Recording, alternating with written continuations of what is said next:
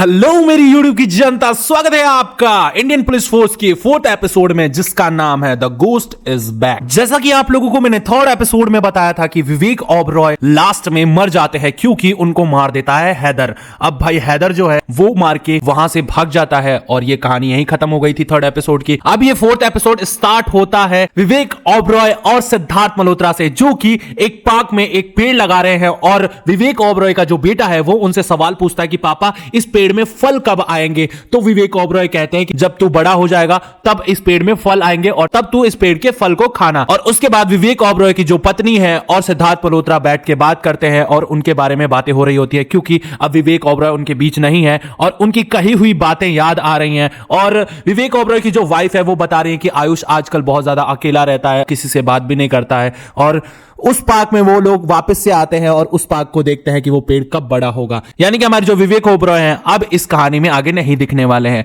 अब ये कहानी स्विच हो जाती है 1 साल बाद, जहां पे हैदर छुपा हुआ था अपने गांव में, और फिर ये कहानी जाती है जयपुर की तरफ। जयपुर में हैदर वापस जाता है और जयपुर में प्लान कर रहा है वो बॉम्ब ब्लास्ट करने का, ताकि जयपुर को उड़ा सके उसी तरह जिस तरह उसने दिल्ली को उड़ाया था। हैदर जो है पूरी जयपुर के चप्पे चप्पे में घूम रहा है, आमेर किला, हवा महल, चांद पोल। और ये चांद पोल क्या है ये आप लोग सर्च कर लो, जयपुर में बहुत ही फेमस मार्केट है। और वो सोच रहा है कि मैं पूरे जयपुर को इस तरह उड़ाऊं कि जयपुर मुझे भूल ना पाए। और फिर फोन आ जाता है रफीक भाई का, जो कि ईरान से है, और ईरान से रफीक जो है वो ऑर्डर देता है हैदर को कि भाई कहां कहां बॉम्ब ब्लास्ट करवाने हैं। अब भाई अगर मैं आप लोगों को हैदर बोलूंगा तो आप समझ जाना जरार, क्योंकि हैदर का नाम जरार था पहले। तो जरार जो है वो एक एक पॉइंट की खबर रख रहा है। तो जरार की बात करें तो जरार 1 सालों से छुपा हुआ था और अब वो जयपुर में आ चुका है। अभी जरार एक जगह पे बैठ जाता है और फिर वो बैठ के बातें करने लग जाता है नफीसा से। अब जब नफीसा का फोन आता है जरार के पास तो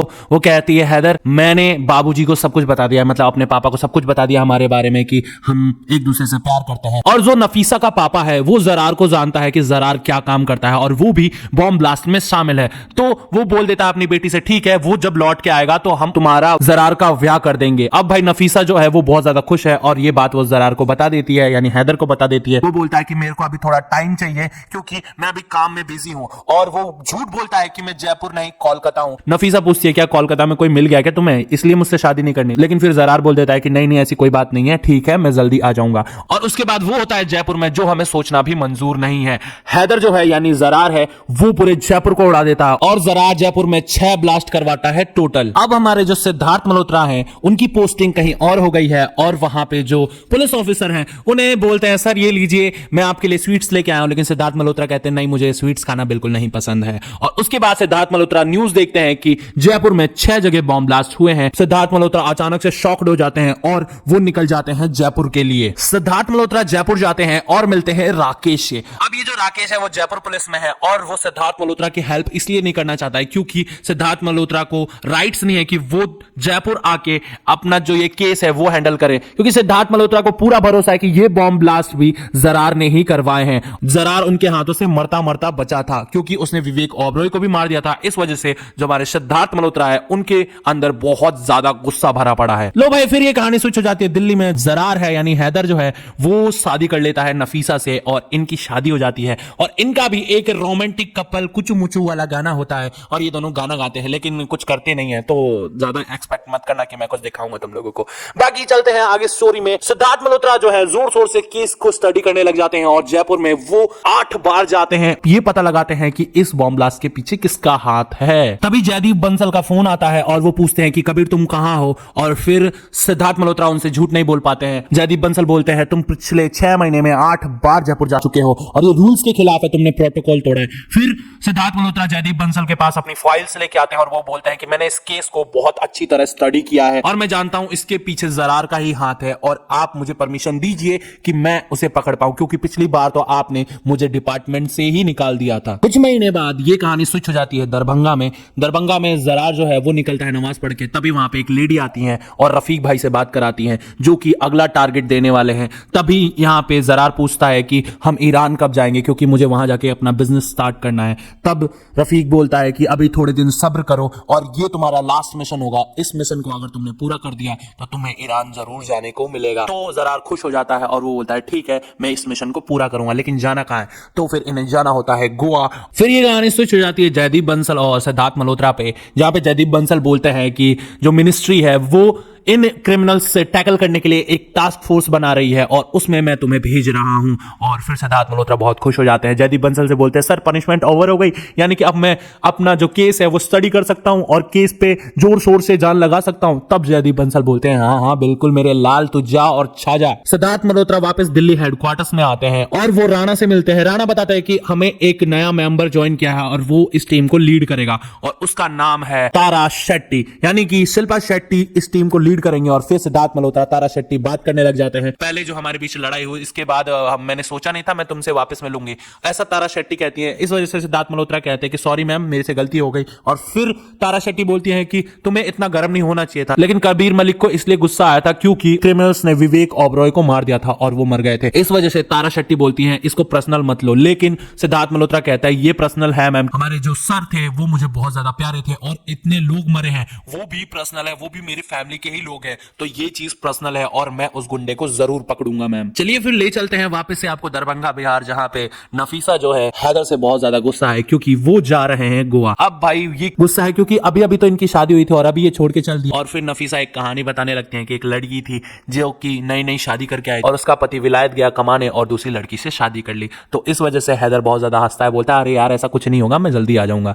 इसके बाद होता है ये कहानी स्विच हो जाती है सीधा गोवा में। जरार और उसका भाई सिक्कू दोनों आ जाते हैं गोवा और मिलते हैं नफीसा के फादर से। इस मिशन में नफीसा का जो फादर है वो भी साथ देने वाला है, यानी कि शाहिद भाई भी इस मिशन में मिले हुए हैं और इस मिशन को वो अंजाम देंगे क्योंकि गोवा से बढ़िया बॉम्ब ब्लास्ट वो कहीं नहीं कर सकते, क्योंकि वहां पे बहुत सारे लोग टूरिस्ट गाइड्स बाहर से लोग घूमने आते हैं, बहुत सारी फन एक्टिविटीज भी होती हैं। इसके साथ साथ हर रोज वहां पे कार्निवल होता है। इस वजह से उन्होंने सोचा कि गोवा में अगर हम धमाका कर देंगे तो एक तो वो छोटा शहर है, ऊपर से वहां के जो लोग हैं वहां पे टूरिस्ट भी आते हैं। अब जरार जो है 2 बंदे हायर करता है ताकि उनके लिए वो हार्डवेयर की दुकान से बॉल बेरिंग्स और कील लेके आए ताकि वो बॉम्ब बना सके। इमरान और शोएब वो लोग जाते हैं नकली नोट देके हार्डवेयर की दुकान से बहुत सारी बॉल बेरिंग्स और कीले ले आते हैं। इसके बाद इमरान और जो शोएब है वो लोग बैठ जाते हैं एक दुकान पे जहां पे एक लड़की उन्हें घूर रही होती है और शोएब जो है उसे देख रहा होता है और वो दुकानदार को भी नकली नोट दे देता है। खाना ले आता है 5 लोगों का। इस वजह से यहां पे थोड़ी सी दिक्कत हो सकती थी इनको, लेकिन ऐसा कुछ नहीं होता है, ये लोग वहां से निकल जाते हैं खाना लेके। फिर ये कहानी सीधा स्विच होती है दिल्ली हेडक्वार्टर्स में, जहां पे सिद्धार्थ मल्होत्रा की मॉम उनके लिए खाना लेके आई हैं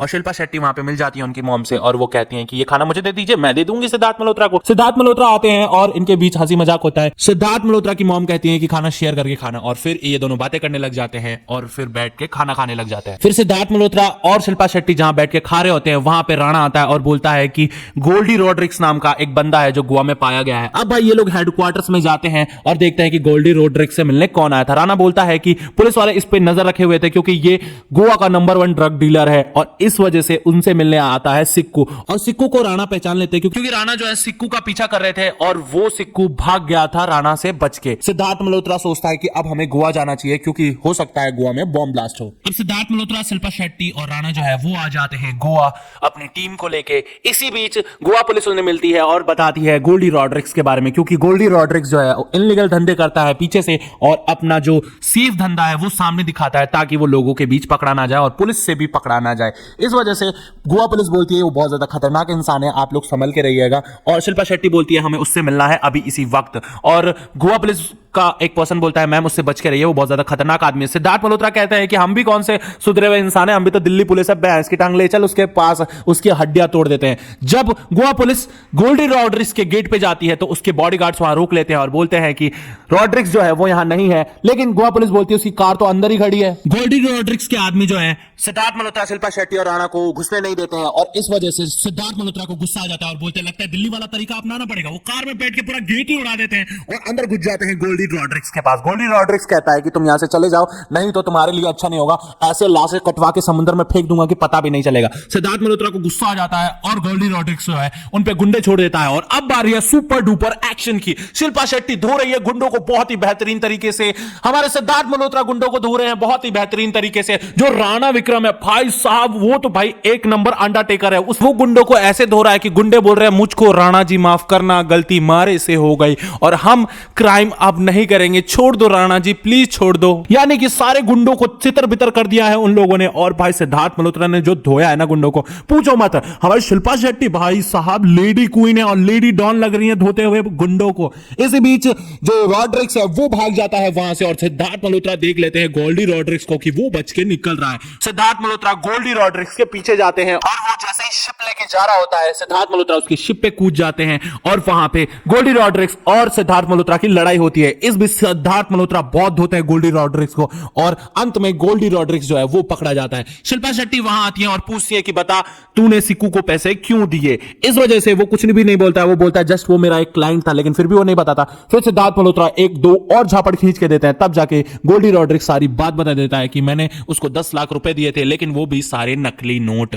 अब सिद्धार्थ मल्होत्रा और शिल्पा शेट्टी समझ जाते हैं कि गोवा से बढ़िया जगह बॉम्ब ब्लास्ट के लिए नहीं है और जरार जो है गोवा में अगला हमला करने वाला है, कभी भी कर सकता है, ये हमें नहीं पता है। इस वजह से ये लोग गोल्डी रॉड्रिक्स को पकड़ लेते हैं और हिरासत में ले लेते हैं और फिर अब सिद्धार्थ मल्होत्रा और शिल्पा शेट्टी की नजर है गोवा पे और उन्हें बचाना है गोवा को। अब गोवा जो है बहुत बड़े खतरे में होने वाला है क्योंकि ये बॉम्ब ब्लास्ट कभी भी हो सकता है। और इसी बीच ये जो 4th एपिसोड है द गोस्ट इज बैक, ये खत्म हो जाता है। हाँ जी दोस्तों, तो कैसी लगी मेरी ये स्टोरी? अगर आप लोगों को अच्छी लगी तो प्लीज इस वीडियो को लाइक कर दीजिए, चैनल को कर दीजिए सब्सक्राइब। इस वेब सीरीज को अगर आप लोगों ने 1st, 2nd, 3rd पार्ट नहीं देखा है तो डिस्क्रिप्शन में लिंक है, जाके आप लोग देख सकते हैं और वॉच कर सकते हैं और बहुत ज्यादा एंजॉय कर सकते हैं। बाकी मिलूंगा आप लोगों को नेक्स्ट वीडियो में और आप लोग 5th पार्ट के लिए वेट कीजिए। Thank you so much, tata bye bye, see you और जय हिंद।